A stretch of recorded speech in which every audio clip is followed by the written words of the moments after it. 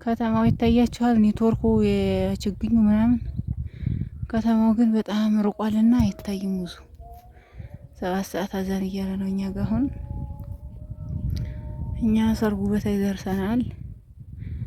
ኧረ ተውኝማ። የተወሰነ ይታያል ትንሽ ትንሽ ቤቱ የከተማው። ይሄ አሸብር ማን ነው የሚባለው ሀገር? ይሄ በዚህ ማዶ ያለው እሱ ነው። ጌገራ ማን ውሶ ነው ነገራችሁ ውሶ።